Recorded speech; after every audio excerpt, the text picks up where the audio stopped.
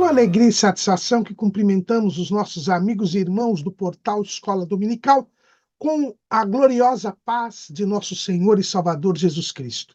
Estamos dando início a mais uma pré-aula, esta ferramenta que o portal Escola Dominical disponibiliza no início da semana, para que os irmãos possam melhor preparar a sua aula da Escola Bíblica Dominical. Leiam a revista das lições bíblicas, leiam o nosso texto de apoio publicado no portal Escola Dominical, portalebd.org.br, onde os irmãos irão ver a sequência do nosso raciocínio. Porque a nossa proposta aqui não é repetir o texto da revista.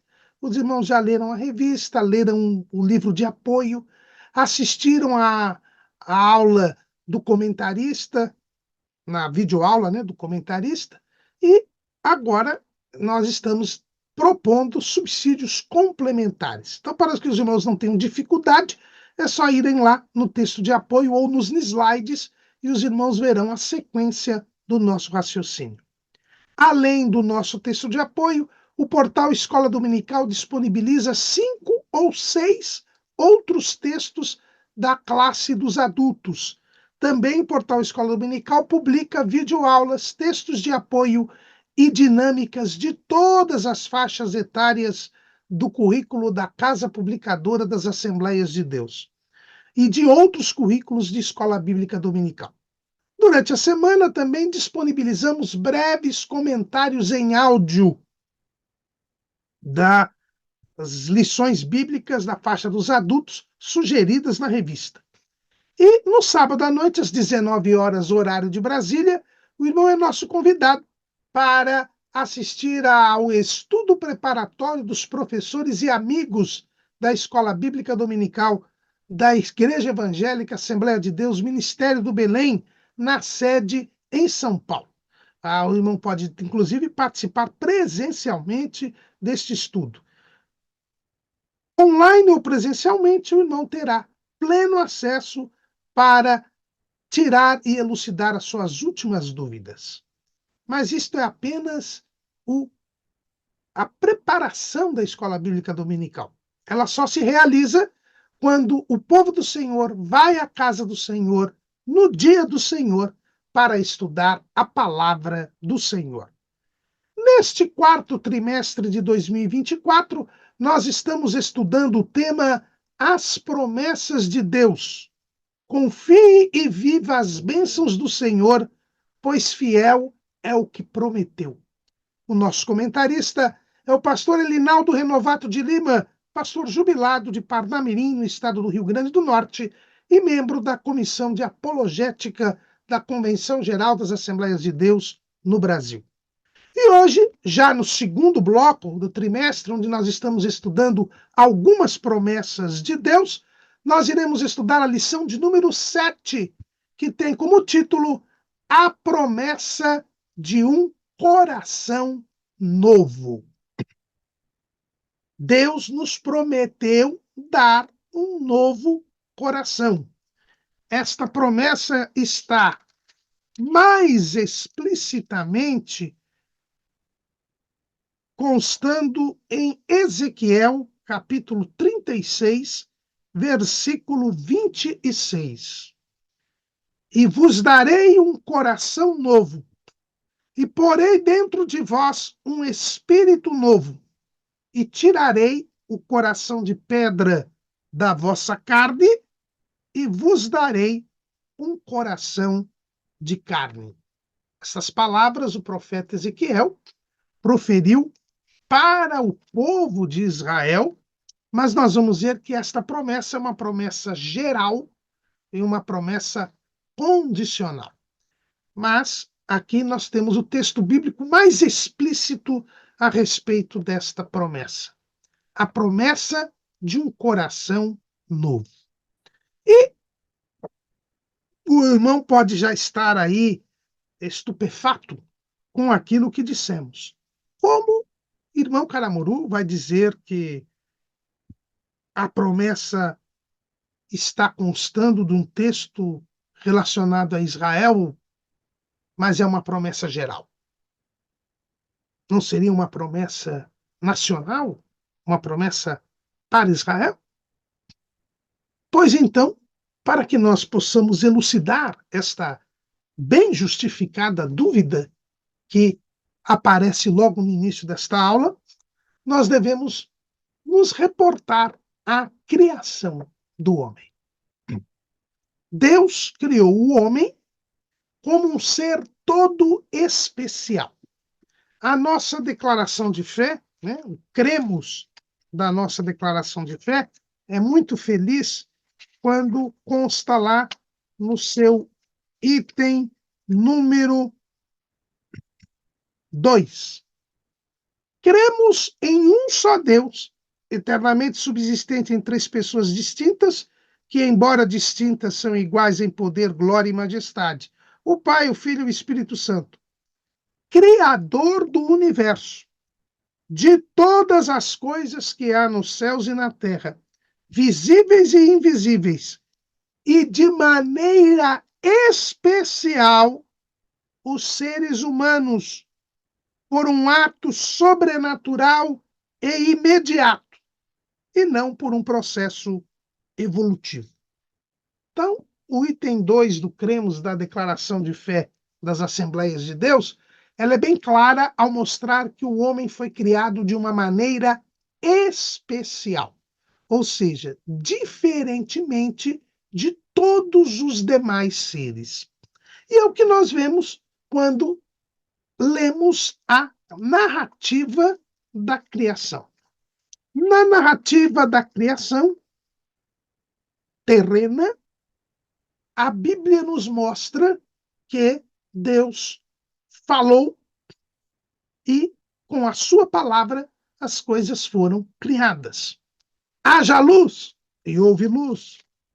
Haja, produzam as águas abundantemente répteis da alma vivente e voem as aves sobre a face da expansão dos céus, como diz ali em Gênesis 1:20.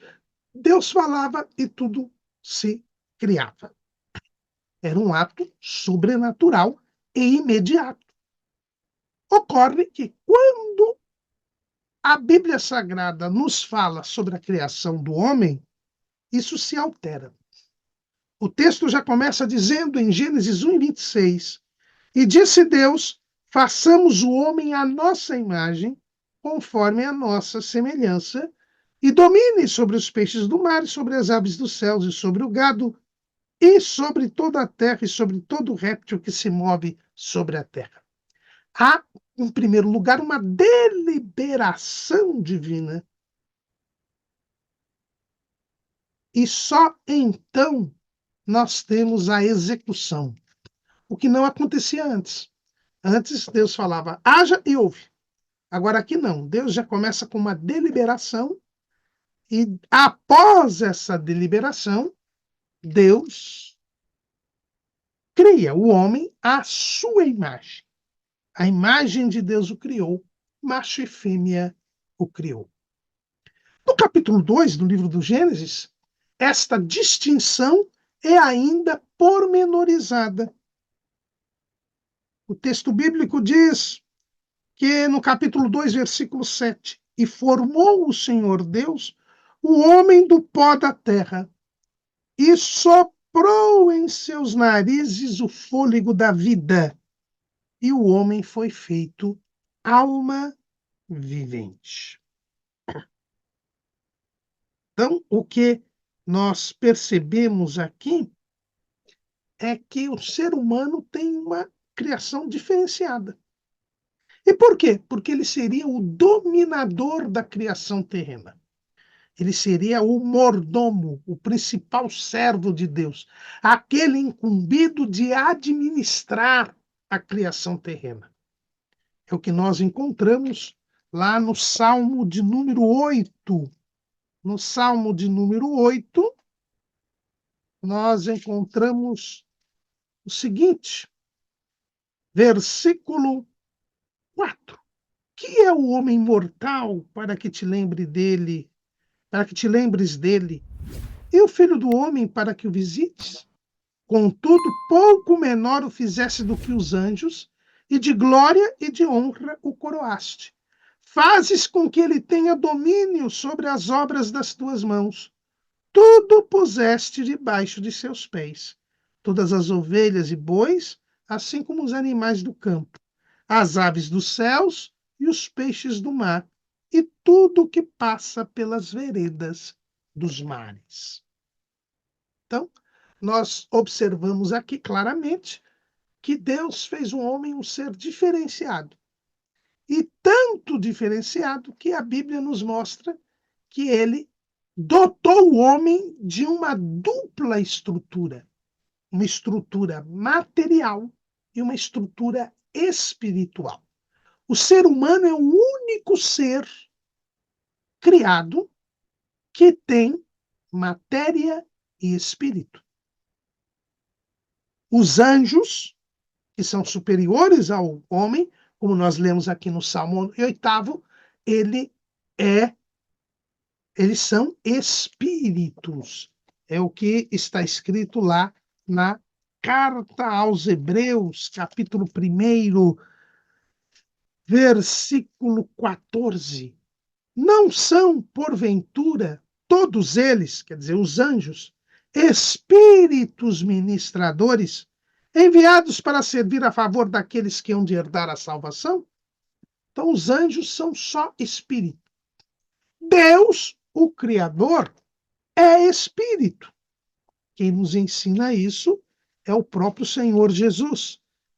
No seu diálogo com a mulher samaritana, ele diz o seguinte: Evangelho segundo escreveu João, capítulo 4, versículo 24. Deus é espírito, e importa que os que o adorem em espírito e em verdade. Então, Deus é só espírito, os anjos são só espíritos, os minerais, animais e vegetais são apenas matéria. Todos eles são matéria, tanto que todos eles serão desfeitos, assim como foram feitos. É o que nos dá conta o apóstolo Pedro, lá na sua segunda carta, segunda de Pedro, capítulo 3, versículo 10. Mas o dia do Senhor virá como ladrão de noite, no qual os céus passarão com grande estrondo, e os elementos ardendo se desfarão. E a terra e as obras que nela há se queimarão.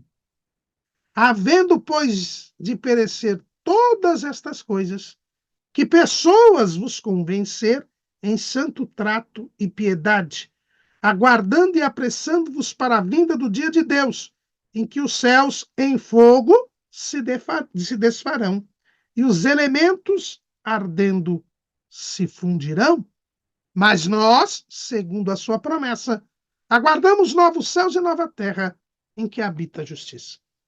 Então, aqui a Bíblia deixa bem claro que os elementos, e nós lembramos da tabela periódica na química, né? Todos os elementos que existem na natureza, mais de 90 elementos são os elementos naturais, os outros elementos são chamados de elementos artificiais, porque criados pelo homem, mas nós vemos ali que todos aqueles elementos, a Bíblia diz que se desfarão. E os minerais, os animais e os vegetais são formados destes elementos. Mas o ser humano não é apenas matéria. Pedro aqui ele diz que todos os elementos se desfarão, mas nós, seres humanos, aguardamos novos céus e nova terra. E nós devemos, diante da perspectiva do dia de Deus, diz o apóstolo Pedro, devemos estar preparados, tendo uma vida santa, para podermos participar com Deus da eternidade. Então, o ser humano, ele é ao mesmo tempo material e espiritual. E só ele. Animais, vegetais e minerais são matéria. Deus e os anjos são espíritos. Mas o ser humano, ele é matéria e espírito. Como deixa bem claro aqui o texto que nós lemos de Gênesis 2:7.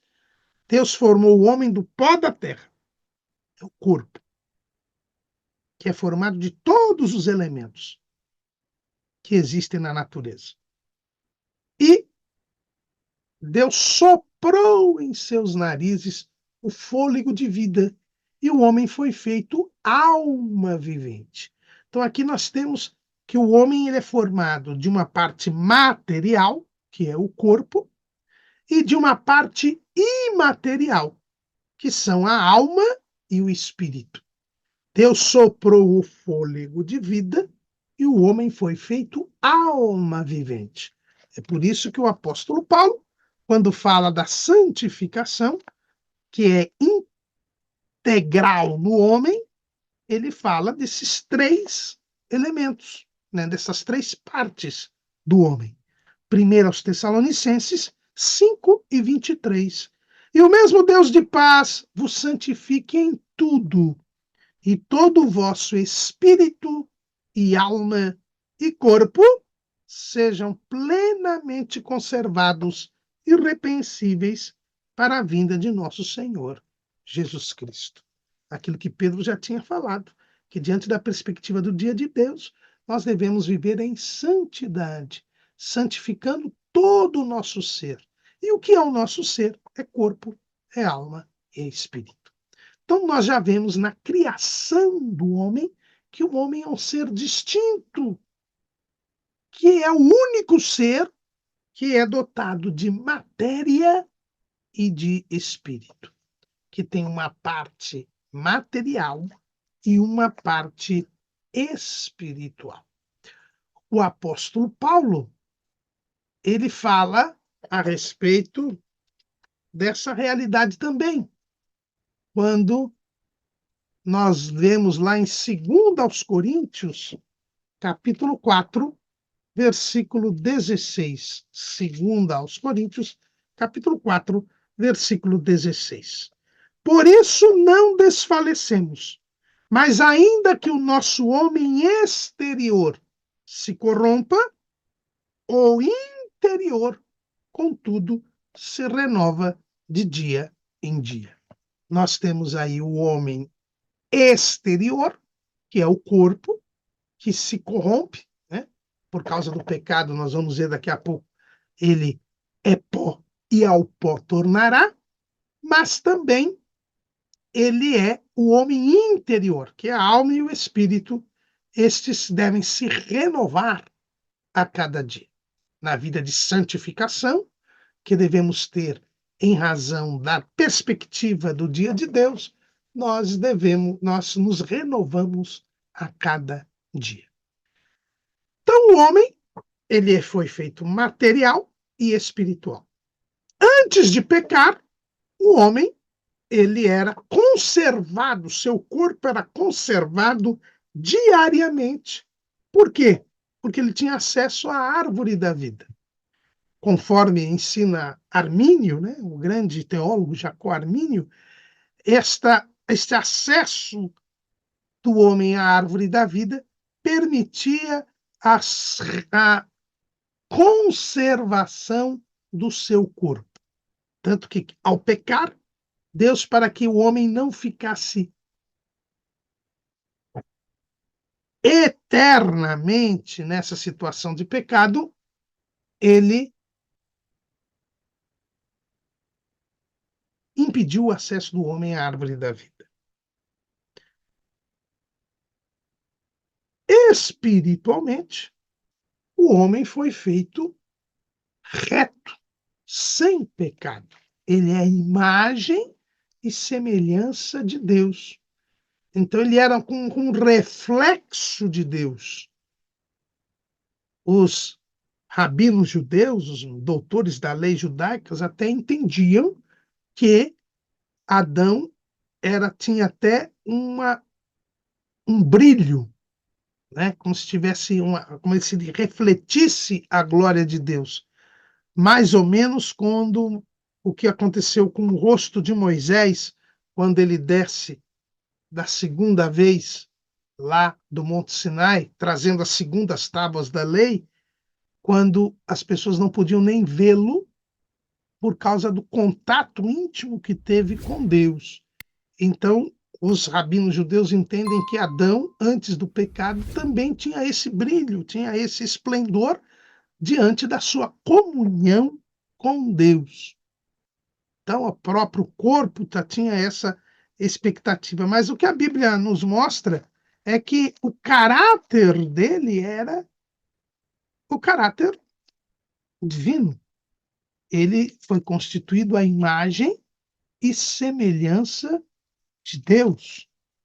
E o texto bíblico, lá em Eclesiastes, capítulo 7, versículo 29, nos diz assim: Vede isto tão somente achei, que Deus fez ao homem reto, mas ele buscou muitas invenções.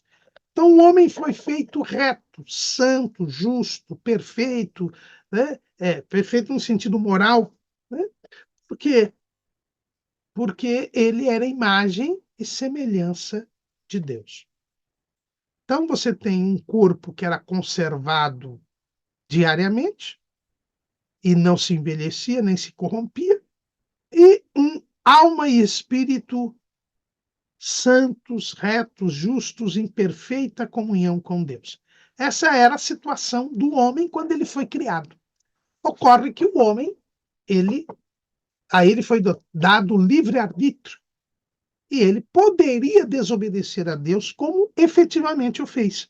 No capítulo 3 do livro do Gênesis, nós temos o relato da queda do homem, né? Do homem pecado, do pecado do homem.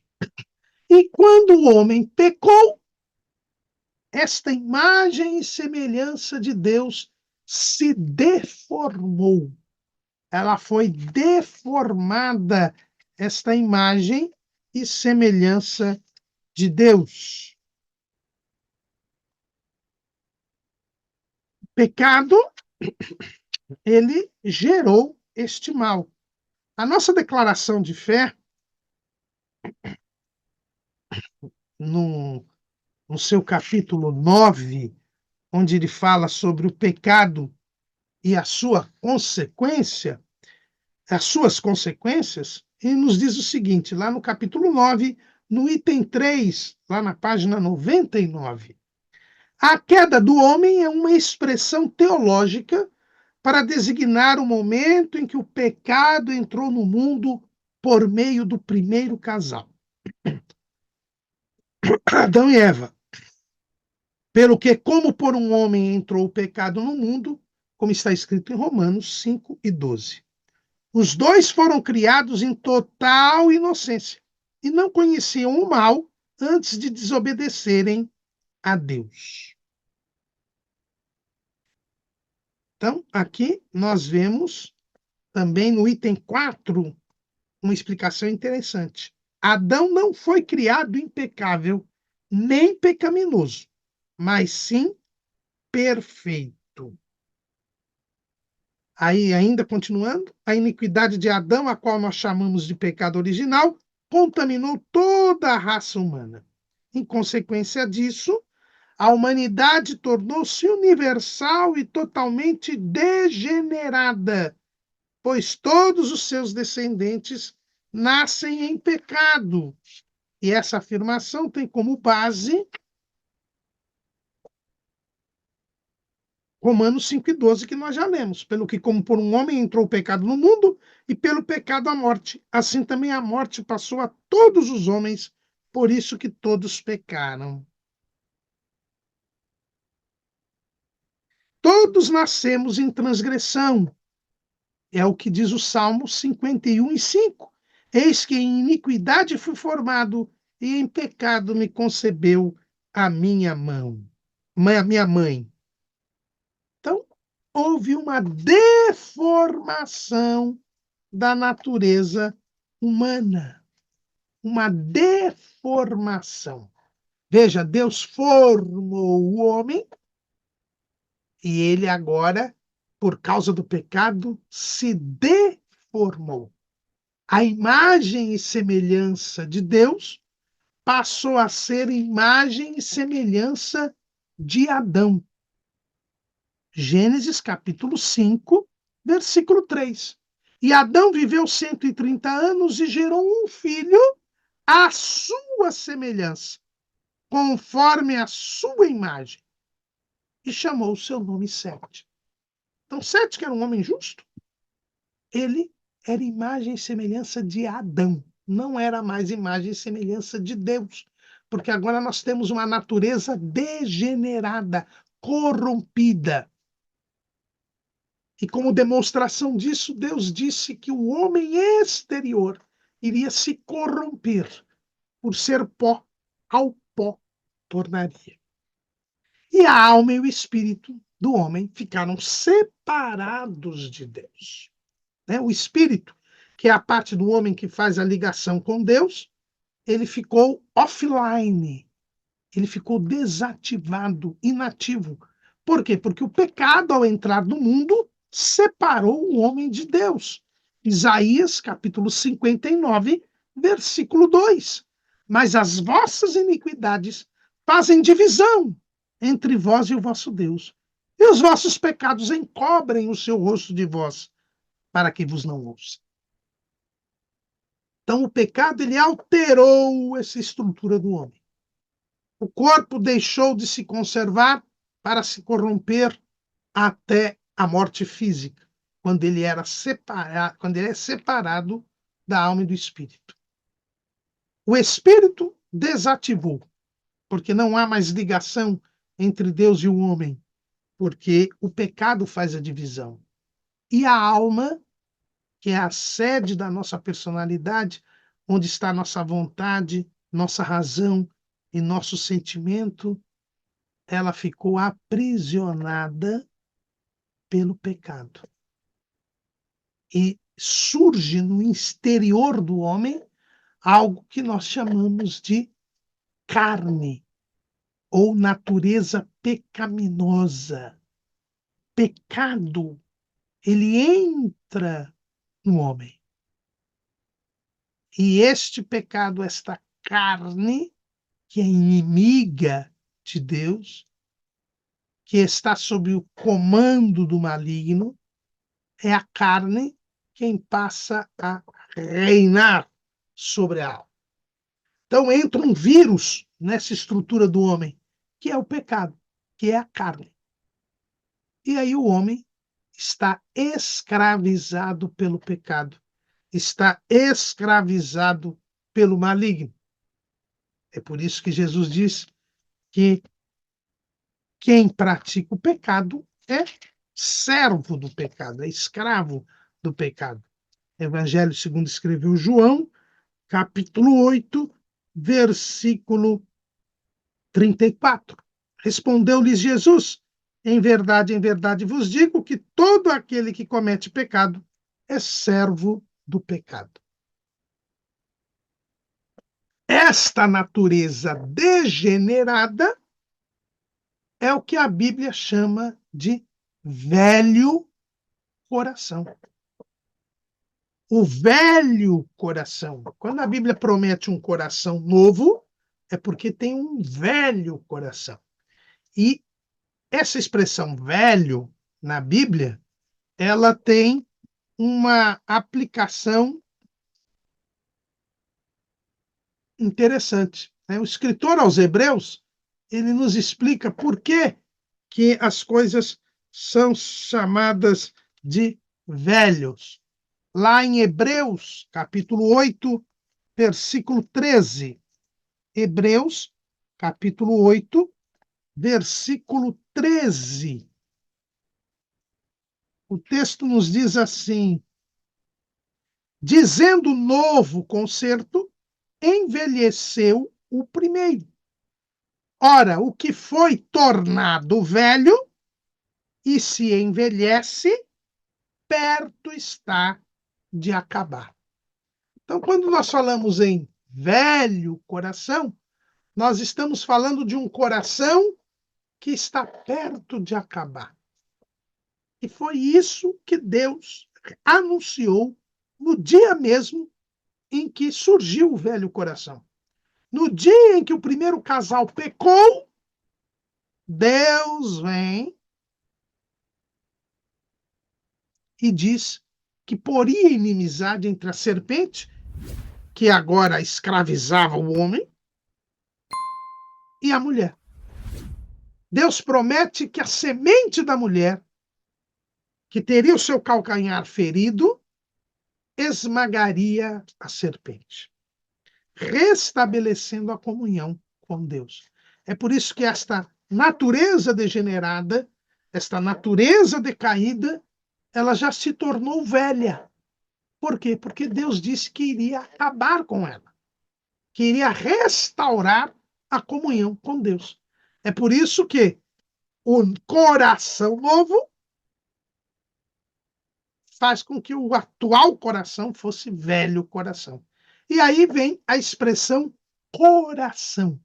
A expressão coração, ela é utilizada na Bíblia para falar do homem interior, da alma e do espírito. Então, nós temos o homem exterior, que é o corpo, e o homem interior. E uma das expressões utilizadas na Bíblia para falar deste homem interior é o coração. Por quê? Porque o coração é um órgão interno, né, que fica mais ou menos aqui no meio do corpo, né? Então, há esta associação. Quando nós falamos em coração, não estamos falando nesta bomba, este órgão que é o bombeador, a bomba do sangue para todo o organismo, fornecendo vida para o organismo. Mas nós estamos falando do homem interior, da alma e do espírito. E conforme vimos lá na profecia de Ezequiel, a promessa de Deus é: e vos darei um novo coração, um coração novo e um espírito novo. Então, está falando aqui do homem interior, da alma e do espírito. Esta velha natureza, este velho homem, ele vai ser substituído, ele está perto de acabar, e vai ser substituído por um novo homem, por um novo coração. E é interessante nós vermos que este velho coração, ele que está levando o homem ao pecado, levando o homem à desobediência de Deus, ele vai acabar. Ele vai acabar. E vai acabar para todas as criaturas. Como assim, irmão Caramuru? As pessoas não vão se perder? Todos irão se salvar? Não. Nós já estudamos a promessa da salvação e vimos que a promessa da salvação, ela é condicional. Somente é salvo quem crê em Jesus. Somente receberá um novo coração quem for salvo. Mas quem não for salvo, quem rejeitar a Jesus, embora ele não vá ter a vida eterna, nem terá o coração novo, ele também não pecará mais. Lançado no lago de fogo e enxofre, ele não mais cometerá pecados. Então, o velho coração, né, ele é extinto. Por quê? Porque ele não mais vai fazer o homem pecar. Então, também a sua ação estará contida, terminada. Então, por isso que ele é o velho coração, por isso que ele é a velha natureza, por isso que ele é a velha criatura, porque está perto de acabar. Não é por outro motivo que o apóstolo Paulo escreve lá em 2 aos Coríntios, capítulo 5, versículo 17. Assim que se alguém está em Cristo, nova criatura é. As coisas velhas já passaram, eis que tudo se fez novo. Então, quando nós estamos em Cristo, quando nós cremos em Cristo, quando nós somos salvos por Jesus, nós recebemos um novo coração, um novo espírito. Eis que tudo se fez novo. Há uma novidade de vida, como diz o próprio apóstolo Paulo, agora escrevendo aos Romanos, no capítulo 6, versículo 4. De sorte que fomos sepultados com ele pelo batismo na morte, para que, como Cristo ressuscitou dos mortos pela glória do Pai, assim andemos nós também em novidade de vida. Porque se fomos plantados juntamente com ele na semelhança da sua morte, também o seremos na da sua ressurreição. Sabendo isto, que o nosso velho homem foi com ele crucificado, para que o corpo do pecado seja desfeito, a fim de que não sirvamos mais ao pecado. Então, com a salvação, nós temos perdoados os nossos pecados. Perdoados os nossos pecados, tirados os nossos pecados, porque o sangue de Jesus nos purifica de todo pecado, como diz lá a 1 de João 1 e 7, se não me falha a memória.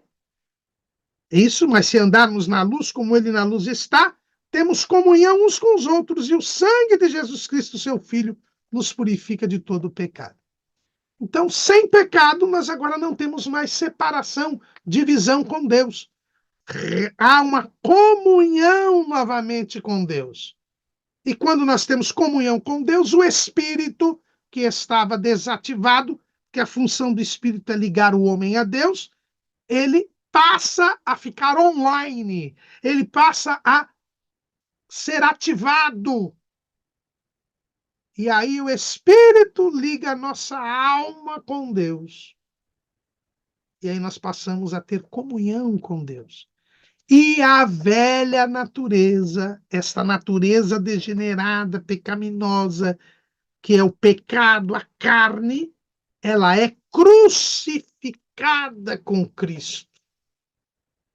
Ela é aprisionada, ela não desaparece. Ela só irá desaparecer no dia do arrebatamento da igreja, na glorificação. Aí então, a carne não herda o reino de Deus. Aí então ela desaparece. Mas por enquanto ela ainda está aqui, crucificada, aprisionada.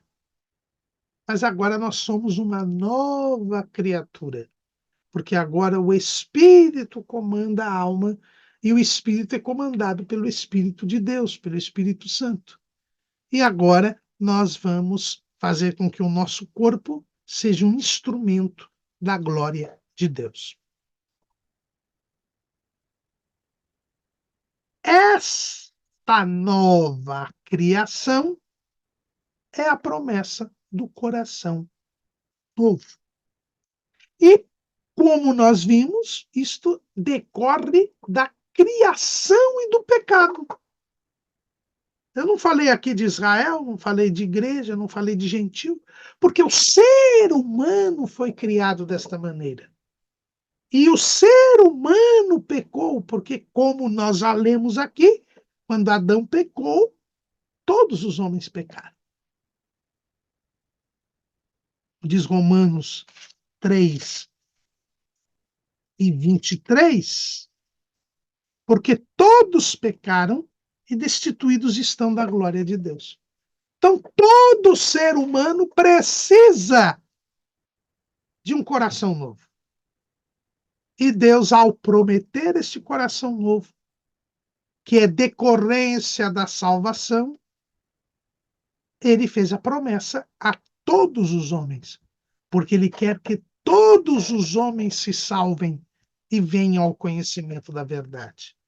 Por isso, esta promessa que se encontra em Ezequiel 36 e 26, embora dirigida a Israel, é uma promessa para todos os homens. Aqui, especificamente, no capítulo 36 de Ezequiel, o Senhor está prometendo a salvação de Israel. Como nós já estudamos na lição de número 2, é uma das promessas que Deus dá. O remanescente de Israel será salvo porque crerá em Jesus e receberá este coração novo e receberá esse espírito novo. Mas isto já acontece hoje, porque quem está em Cristo, nova criatura é. As coisas velhas passaram, eis que tudo se fez novo. Então, quando nós cremos em Jesus, passamos a pertencer à igreja, nós recebemos um coração novo.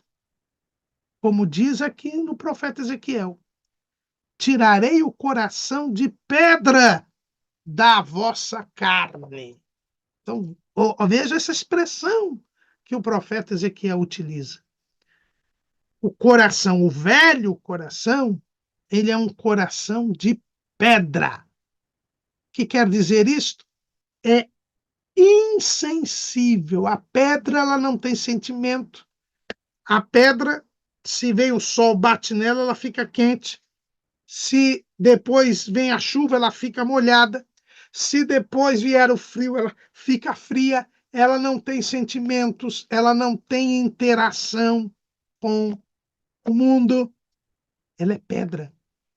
Este é um homem sem Deus, é um homem no pecado. Ele é insensível à voz de Deus. Ele é indiferente a Deus. Ele não leva Deus em conta. Ele é apenas escravo dos desejos incontrolados dos seus instintos, que é o que a Bíblia chama de concupiscência. A concupiscência nada mais é do que esses desejos incontrolados. E o homem é escravo desses desejos e faz a vontade do diabo, que é pecar. O homem não pode dizer não ao pecado, porque está escravizado pelo pecado. O velho coração, ele é um coração de pedra. Ele é um coração insensível.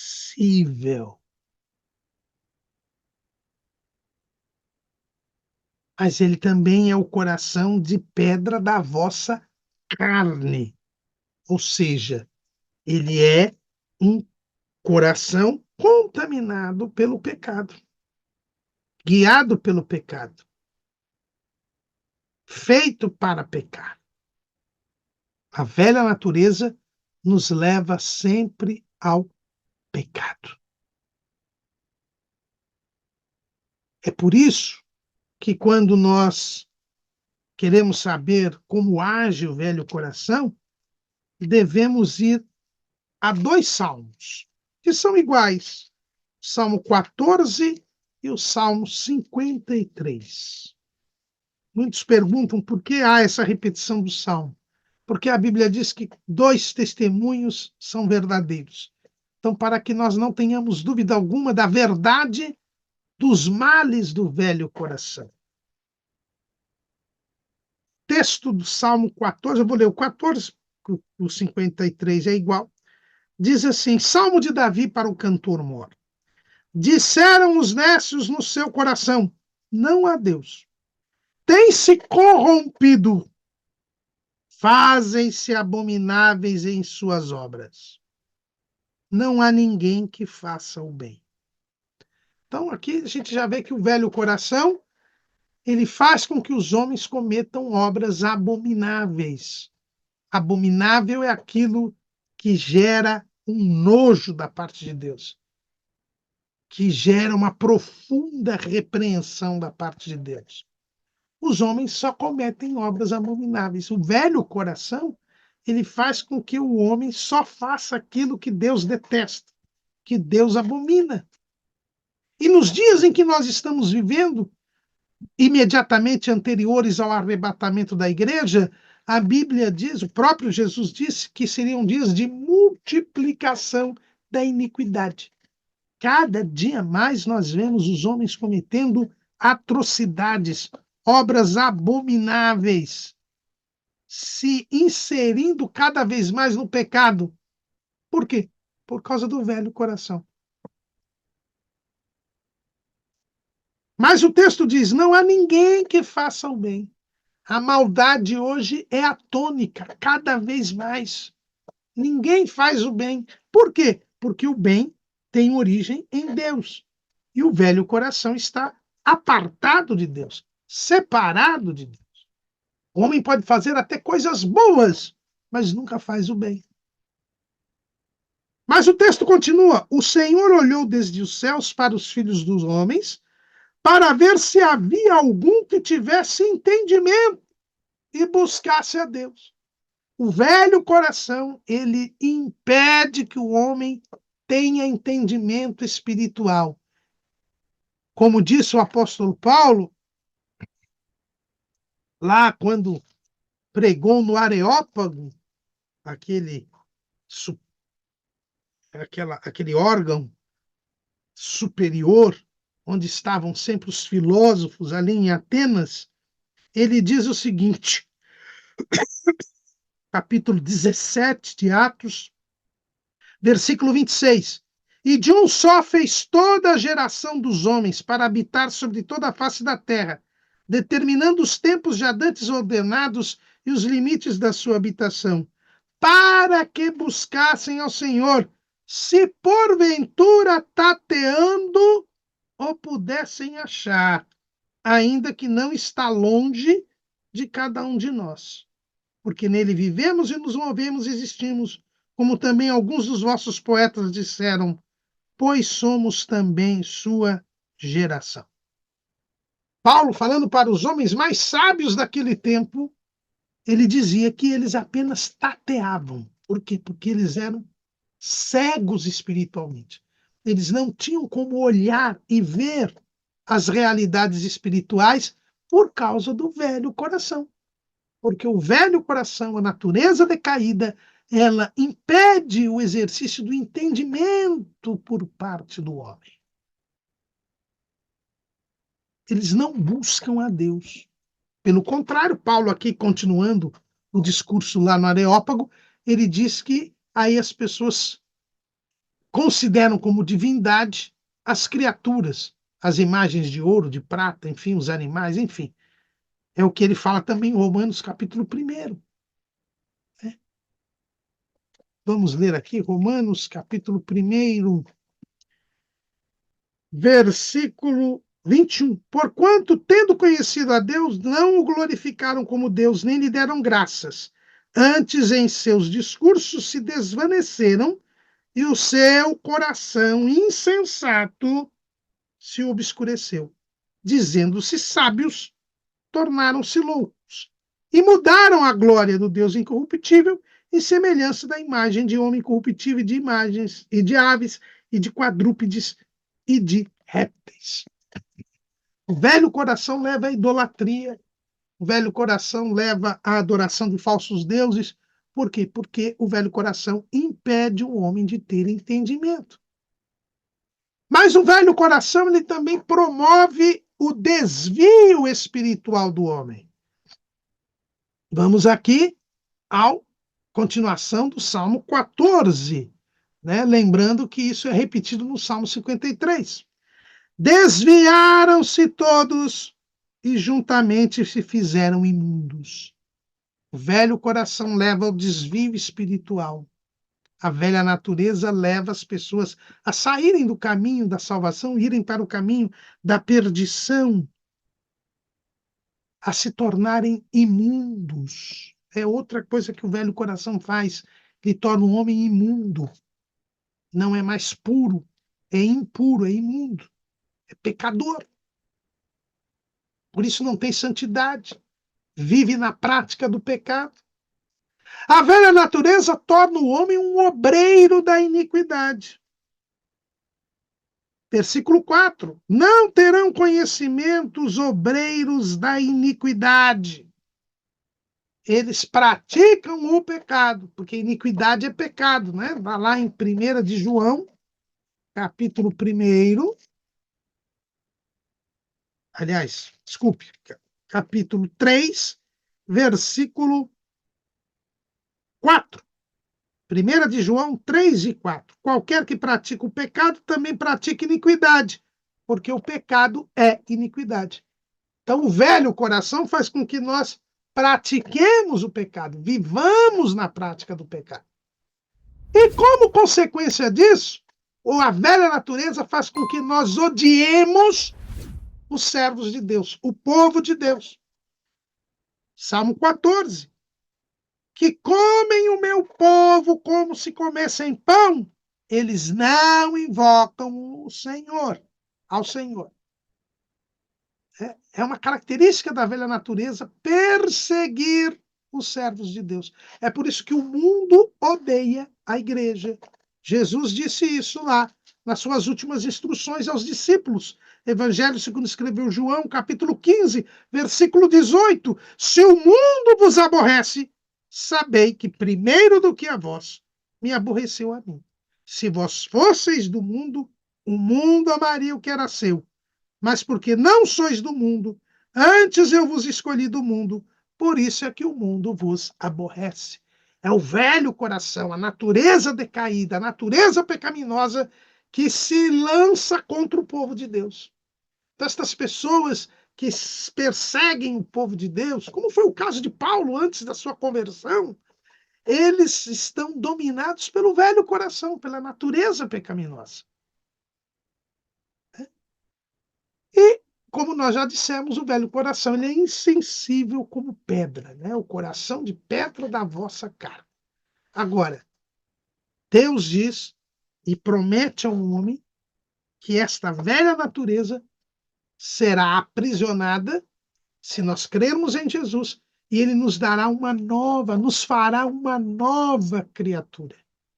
Nos criará novamente. Isso é o que nós chamamos de regeneração, ou o que Jesus chama de novo nascimento. Ele disse isso para Nicodemos, Evangelho segundo escreveu João, capítulo 3, versículo 3. Jesus respondeu e disse: na verdade, te digo que aquele que não nascer de novo não pode ver o reino de Deus. Então Jesus disse: é preciso nascer de novo. É o que Paulo falou aqui, que nós lemos em Romanos capítulo 6. Nós morremos com Cristo e ressuscitamos com ele. Esse novo homem que ressuscita é a nova criação. Alguns estudiosos da Bíblia fazem uma bonita e bem respaldada analogia. Por que Jesus ressuscitou no domingo, primeiro dia da semana? Porque o domingo representa a nova criação. Veja que o mundo terminou de ser criado no sétimo dia, que é o sábado. Gênesis, capítulo 2. Assim os céus e a terra e todo o seu exército foram acabados. E havendo Deus acabado no dia sétimo a sua obra que tinha feito, descansou no sétimo dia de toda a sua obra que tinha feito. Então, sétimo dia é a conclusão da criação. Só que a criação se degenerou por causa do pecado. Agora existe uma nova criação. Por isso Jesus nasce no dia seguinte, ressuscita no dia seguinte. Ele ressuscita no domingo, que é a nova criação. É a ressurreição. Nós somos gerados de novo. E ressuscitados, como diz Paulo lá no capítulo 6 de Romanos, ressuscitados com Cristo, andamos agora em novidade de vida. Então, este coração novo é prometido àqueles que invocarem o nome do Senhor, serão salvos, creram em Jesus, e agora eles são gerados de novo pela semente incorruptível que é a palavra de Deus, como diz Pedro, lá em 1 de Pedro 1. 1 de Pedro 1 e 23. Sendo de novo gerados, não de semente corruptível, mas da incorruptível, pela palavra de Deus viva e que permanece para sempre. crendo na palavra, crendo no evangelho, crendo em Jesus, nós nascemos de novo, vemos o reino de Deus. E diz o Senhor Jesus, ainda em continuidade a Nicodemos, capítulo 3 de João, do Evangelho segundo escreveu João, versículo 5. Jesus respondeu: na verdade te digo que aquele que não nascer da água e do Espírito não pode entrar no reino de Deus. O que é nascido da carne é carne, e o que é nascido do Espírito é Espírito. Aqui é esse nascimento espiritual, não é um nascimento corporal, é uma recriação, uma ressurreição. Pastor José Rigonato, que é o presidente do Ministério da Assembleia de Deus, Ministério Sopro Divino, ele tem um belo estudo sobre as duas naturezas, né? E ele mostra que a natureza pecaminosa ela leva o homem ao pecado. Ela leva o homem a frutificar as obras da carne. Mas a nova natureza, ela leva o homem a frutificar, a produzir o fruto do Espírito. Mas a nova natureza é a ressurreição daquela natureza primeva. Quando nascemos, nós nascemos sem pecado, mas com o vírus do pecado. E esse vírus se manifesta. Quando o homem adquire a consciência, ele peca, inevitavelmente. Ele escolhe o mal, por causa da velha natureza, porque ele é imagem e semelhança de Adão. Mas agora ressuscita-se aquela natureza primeira. Quando cremos em Jesus, nós passamos a ser nova criatura, que é imagem e semelhança de Deus. Este novo homem, esta nova criação, e esta nova criação produz o fruto do Espírito. Foi para isso que Jesus veio. Jesus disse para os seus discípulos, capítulo 15, versículo 16 de João: não me escolhestes vós a mim, mas eu vos escolhi a vós, e vos nomeei, para que vades e deis fruto, e o vosso fruto permaneça. Esse fruto é o fruto do Espírito, gerado, produzido pelo novo homem, por este novo coração, que não é mais um coração de pedra, porque ele é sensível à voz do Espírito Santo. É bem por isso que o escritor aos Hebreus, repetindo o salmista, ele diz assim, Hebreus 3:7. Portanto, como diz o Espírito Santo, se ouvirdes hoje a sua voz, não endureçais o vosso coração, como na provocação, no dia da tentação no deserto, onde vossos pais me tentaram, me provaram e viram por 40 anos as minhas obras. Por isso me indignei contra esta geração e disse: estes sempre erram em seu coração e não conheceram os meus caminhos. Assim jurei na minha ira que não entrarão no meu repouso. Então aqui, o escritor aos Hebreus, ele repete o Salmo 95, versículos 7 a 11. Aquela geração endureceu o seu coração, foi a geração do Êxodo, e não entrou na terra prometida. Morreu no deserto. Por quê? Porque não creu em Deus. E não puderam entrar. O texto aqui termina em Hebreus, capítulo 3, no versículo 19. E vemos que não puderam entrar por causa da sua incredulidade. Não creram em Jesus, não creram em Deus, perderam, não receberam um coração novo. Continuaram com o coração de pedra, insensível. Endureceram o coração. E endurecer o coração é isso, é esse coração de pedra, esse coração que não crê em Deus, esse coração insensível, que se mantém na prática do pecado. Mas Deus nos deu um coração de carne, um coração sensível, um coração novo.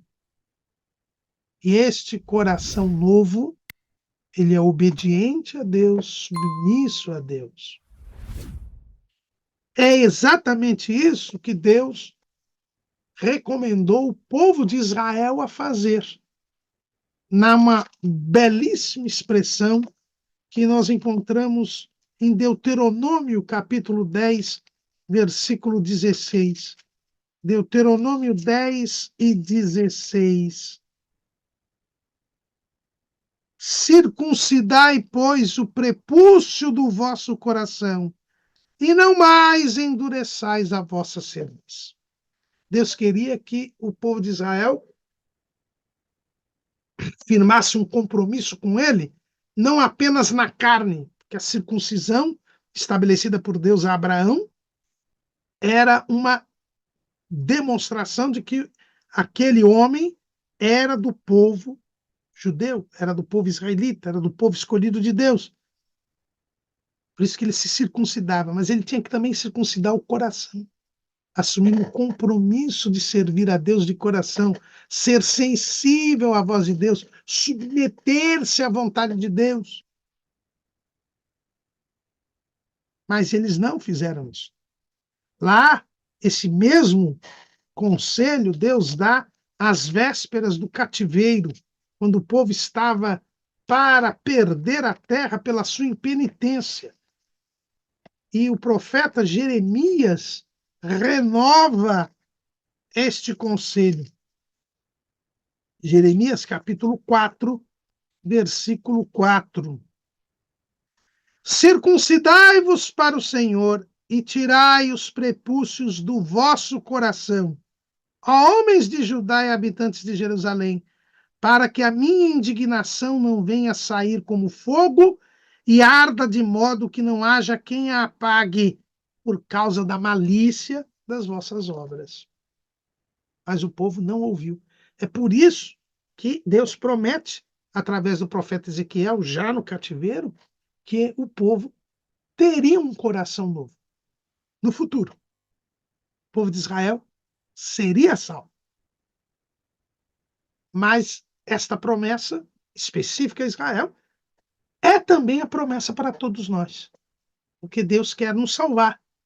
E quando nós cremos em Jesus, nós estaremos sempre um coração novo. Teremos um coração novo.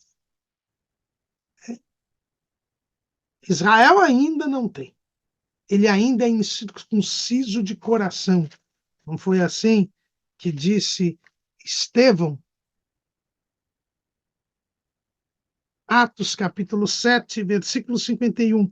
Homens de dura cerviz e incircuncisos de coração e ouvido, vós sempre resistis ao Espírito Santo, assim vós como vossos pais. Então, o povo de Israel ainda está nesse profundo sono, como diz o apóstolo Paulo, lá em Romanos, incircunciso de coração. Mas nós, como gentios, que já éramos incircuncisos de carne, somos convidados a circuncidar o nosso coração. E, em o fazendo, Deus nos faz uma nova criatura. Crendo em Jesus, nós recebemos este coração novo. E esse coração novo precisa agir. Lembre-se que o velho coração, o velho homem, ainda está dentro de nós. E é por isso que o apóstolo Paulo nos fala lá em Gálatas, capítulo 5, versículo 16. Digo, porém, andai em espírito e não cumprireis a concupiscência da carne. Porque a carne cobiça contra o espírito e o espírito contra a carne. E estes opõem-se um ao outro, para que não façais o que quereis. Mas se sois guiados pelo espírito, não estáis debaixo da lei. Então, a promessa de Deus é de nos dar um coração novo. É uma promessa geral para todos os homens. mas condicional. Em primeiro lugar, eu preciso crer em Jesus. Se alguém está em Cristo, nova criatura é. As coisas velhas passaram, eis que tudo se fez novo. Mas existe uma outra condição, é andar em espírito. Quando eu creio em Jesus, eu recebo um novo coração. Mas agora eu tenho que andar em espírito, buscar a Deus, buscar o entendimento de Deus. Invoquei o nome do Senhor e eu tenho que buscar a Deus. Por quê? Porque o velho coração não me permite buscar a Deus, como a gente já leu no Salmo 14. Ande em espírito. Viva em santificação. Santifique-se em tudo, corpo, alma, espírito, alma e corpo. Busque a presença de Deus. Busque o revestimento de poder. Busque os dons espirituais. Tenha uma vida de oração. Tenha uma vida de meditação nas Escrituras. Pense nas coisas que são de cima. Ajunte tesouros nos céus. Vivendo assim, andando em espírito, este coração novo permanece ativo. Nós continuamos em comunhão com Deus. E no dia do arrebatamento da igreja, a velha natureza desaparecerá. Teremos um corpo glorioso no coração novo, que agora viverá para sempre com o Senhor. Amém.